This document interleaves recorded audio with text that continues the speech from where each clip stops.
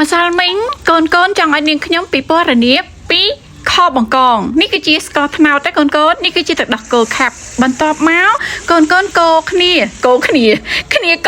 រួចហើយដាក់ខ្ទឹមបន្ទាប់មកកូនដាក់ទឹកប្រឡាក់សាច់មកពីប្រទេសសិង្ហបុរីចាបន្ទាប់មកដាក់ទឹកម្ទេសរួចហើយដាក់ទឹកស៊ីអ៊ីវជប៉ុនរួចហើយដាក់ទឹកត្រីកម្ពុជាយើងរួចហើយដាក់ម្រេចកម្ពុជាយើងរួចហើយនឹងមានគេជេរដោយសារបញ្ចូលសម្លេងដូចនេះ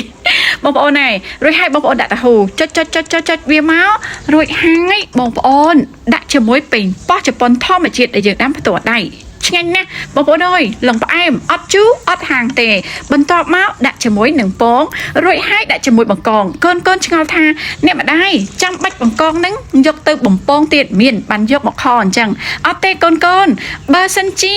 ចាបង្កងហ្នឹងរស់លក្ខណៈថ្មីមិនបាច់ធ្វើអញ្ចឹងទេប៉ុន្តែជាទូទៅអ្នកម្ដាយបំពងដោយសារតែបង្កងនឹងបង្កងងាប់យកបំពងដើម្បីឲ្យវាសាច់ស្វិតអញ្ចឹងណាបានយកមកត្រឡប់ជាមួយទឹកខរួចរាល់ហេ